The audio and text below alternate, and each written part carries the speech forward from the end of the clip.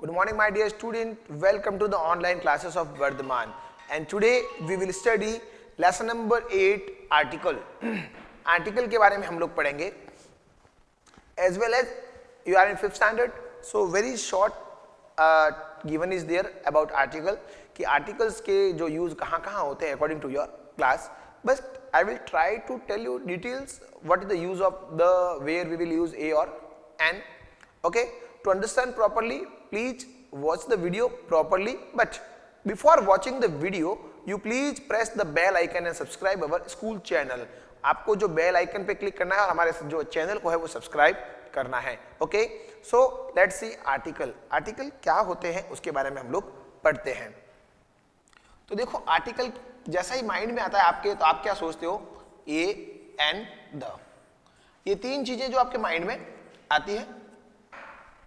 But we should know the kinds of article. जैसे इसके दो काइंड होते हैं, डेफिनेट आर्टिकल और इनडेफिनेट आर्टिकल. ठीक है, number 1 is definite, number 2 is indefinite. Clear? तो डेफिनेट आर्टिकल कौन से होते हैं? The. The is definite article. A और एन ये है इनडेफिनेट आर्टिकल. ये आर्टिकल के दो प्रकार हैं. What are articles? तो a and the are article. ये उसके काइंड है, डेफिनेट, द, इनडेफिनेट, ए और एन. ओके, अब हम लोग नंबर 1 पहले पढ़ेंगे, use of the. Use of the. The का प्रयोग कहां पर होता है? And as you have studied, आपने जैसा कि पिछली क्लासेस में पढ़ा है, द का प्रयोग where is we use the, where we use the. So I will rough this one. अब द का प्रयोग जो है कहां होता है? Where we will use, see, the things which are one in the world, the things which are unique. ठीक है, जैसे कि जो चीजें दुनिया में एक है, द सन है, द मून है, द ताजमहल है, द संसद भवन है. तो ये चीजें क्या है? एक है. और कुछ यूनिक है. वो क्या है? Unique. Like I am writing on the board before the sun, the moon. Historical monument, ऐतिहासिक बिल्डिंग या भवन जो पुराने समय में बना के छोड़ दिए गए, बहुत ही बड़े भवन. ठीक है, that are very unique, that are one only. One भी है और यूनिक भी है. Red Fort, Taj Mahal. Okay, Red Fort, Taj Mahal.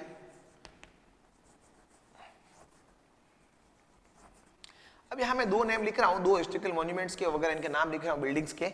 ठीक है, तो आपको समझना है कि बाकी वाले भी जो हिस्टोरिकल मॉन्यूमेंट है उनके आगे भी द का प्रयोग ही होगा. क्लियर? तो जो चीजें एक है, मॉन्यूमेंट्स है, और यूनिक चीजें, यूनिक जैसे क्या हो गया? स्टार्स, तारे बहुत सारे हैं और एक नहीं है लेकिन ज्यादा है, लेकिन यूनिक है. क्या है? यूनिक. तो इनके आगे क्या आएगा? The star. क्या आएगा?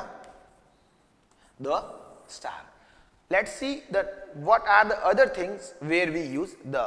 The names of newspapers, proper noun जो होते हैं न्यूज़पेपर, जैसे the Hindustan Times, the Times of India.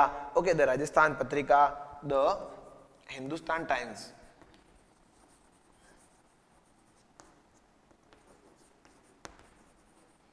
The Times of India. अभी किसी न्यूज़पेपर का नाम है,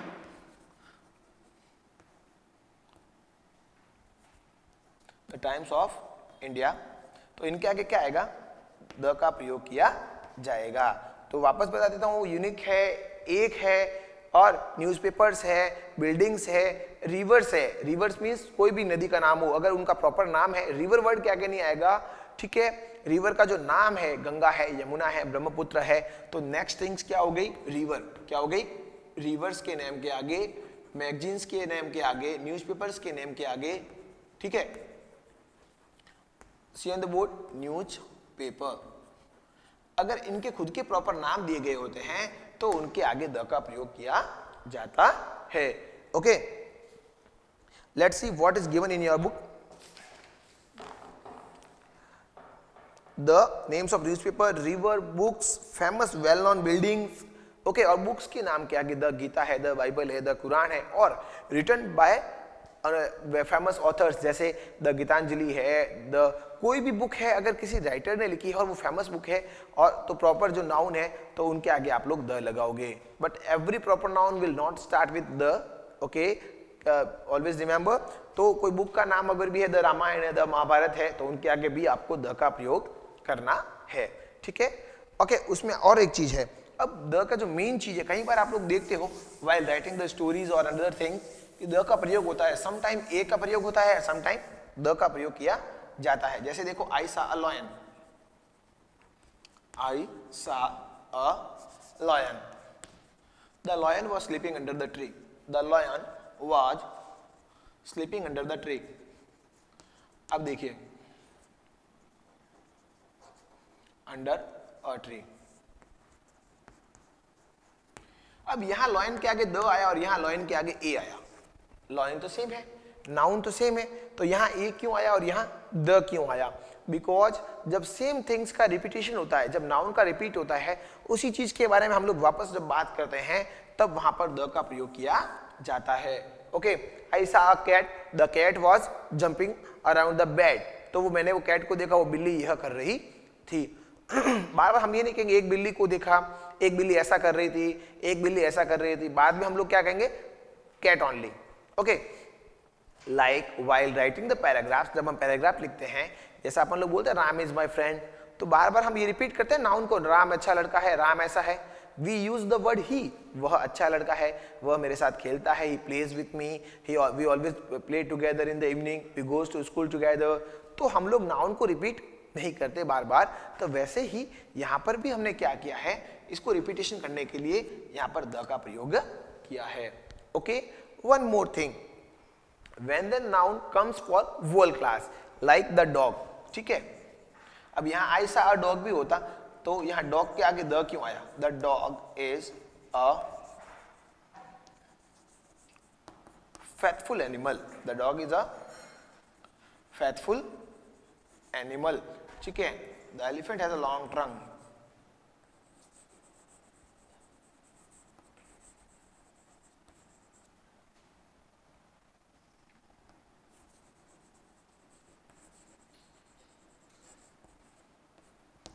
अब देखो यहां द क्यों आया और यहां द क्यों आया?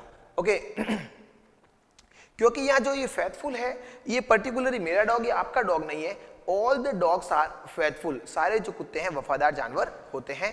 तो यहाँ ये डॉग किसके लिए इंडिकेशन कर रहा है? सारी कुत्ते जाति के लिए, पूरी डॉग स्पीसीज के लिए क्या बोल रहा है कि सारे जो डॉग्स होते हैं, डॉग जो है वफादार होते हैं। Okay, elephant has a long trunk, the elephants have a long trunk, sorry.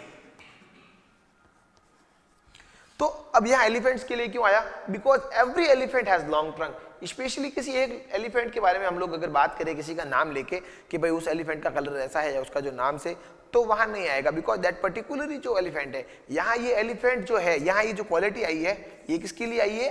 ये जो वूल क्लास के लिए आई है, इसकी क्वालिटी पूरी जाति के लिए आया, एलिफेंट सबके लिए आया है, तो यहाँ पर हम लोग द का प्रयोग करेंगे। ओके, तो द का जो है यूज है कहाँ कहाँ करता है वो आपको मैंने बताया, द सन, द मैन, ठीक है।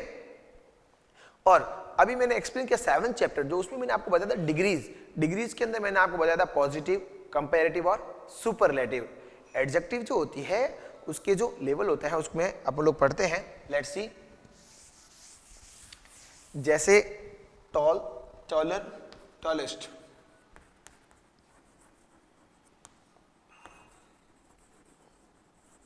Okay, good, better, best. Good positive है,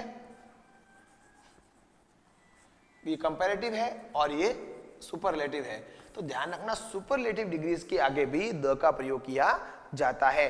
good, better, best, high, higher, highest, beautiful, more beautiful, the most beautiful. तो सुपरलेटिव डिग्री जो होती है एडजेक्टिव की, उसके आगे भी हमेशा ध्यान रखना द का प्रयोग किया जाता है।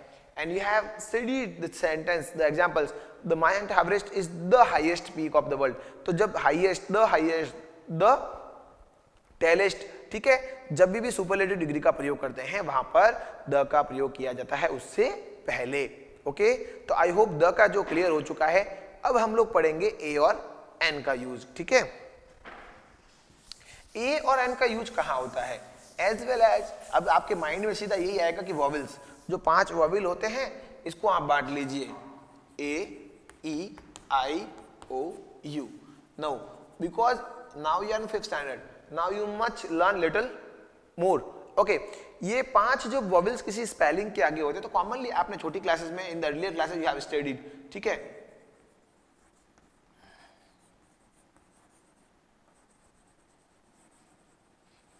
umbrella, let's see what is given. These two spellings, first letter is consonant और इनका जो क्या हो रहा है vowels, ओके। तो अकॉर्डिंग टू द रूल्स जब कोई भी नाउन है उनका जो फर्स्ट लेटर है ए ई आई ओ या यू होता है तो what we will do, we will use a an for them, okay, a और एन। और यहां ए आएगा इनके आगे क्योंकि इनका पहला अक्षर जो है ए ई आई ओ यू नहीं है, कॉन्सोनेंट है, वोवेल नहीं है, क्या है कॉन्सोनेंट। तो अब आपको पढ़ना क्या है, ए ई आई ओ यू होना जरूरी नहीं है, उनके साथ साथ इसका साउंड भी होना जरूरी है। The noun that starting with A E I O U with their sound, और ये ध्यान रखना जब ए ई आई ओ यू के यूज के साथ साथ sometime there is noun which is not countable, तो जो चीजें काउंटेबल नहीं है उनके आगे द का प्रयोग भी हो सकता है और ए एन का तो पक्का नहीं होगा। लाइक वाटर, क्या है, अब वाटर है, अब यहां फॉर्मूला नहीं लगाओगे कि ए और एन आएगा, यहां वाटर काउंटेबल नहीं है, वाटर काउंटेबल नहीं है, ओके। तो जहां जहां सिंगुलर नाउन हो ध्यान रखें, सिंगुलर प्लस काउंटेबल हो और नाउन हो, ये तीनों चीजें होनी चाहिए। सिंगुलर काउंटेबल नाउन होता है उनके आगे ए और एन का प्रयोग होता है, ध्यान रखें, ठीक है। Singular countable plus noun, that things must be singular, countable भी होनी चाहिए और नाउन भी होनी चाहिए, ठीक है। जैसे एब्स्ट्रैक्ट नाउन होता है उसको हम काउंट नहीं कर सकते, तो that will we will not use a और एन बिफोर देम, क्लियर। अब देखिए जैसे इनका कॉन्सोनेंट है, इनका साउंड भी बी ही आ रहा है, ब, ठीक है। समटाइम ऐसा होता है जैसे कुछ एग्जांपल्स, ये सेम एग्जांपल ही आप लोग हमेशा पढ़ते आए हैं, आर है, ऑनेस्ट है, लेकिन इसमें तो साइलेंट लेटर है, फर्स्ट लेटर साइलेंट है, कॉन्सोनेंट तो दिया गया है लेकिन कॉन्सोनेंट साइलेंट है, तो आपने जो साउंड आ रहा है वॉवेल से आ रहा है, किससे आ रहा है, ऑनेस्ट पढ़ेंगे और आर पढ़ेंगे, इसीलिए यहां पर ए एन है। लेकिन देखिए अम्ब्रेला, अम्ब्रेला से आके हम लोग क्या लगाते हैं, ए एन लगाते हैं, क्या लगाते हैं, एन। लेकिन if I will write the word uniform और यूनिवर्सिटी, यूनिफॉर्म और यूनिवर्सिटी, अब जो यू का जो साउंड है क्या आ रहा है, यहां पर यू आ रहा है, but you stand for a, you says a, लेकिन यहां यू का अ नहीं आ रहा है, यू आ रहा है, क्या आ रहा है, और यू का ये हो रहा है, तो यहां हम ए और एन का प्रयोग नहीं करेंगे, क्लियर। क्योंकि यहां जो लेटर है उसका जो है प्रोनाउंसिएशन जो है, उच्चारण जो है, that is different. You must start, you से स्टार्ट होने वाले स्पेलिंग में अ से उच्चारण होना चाहिए, ठीक है।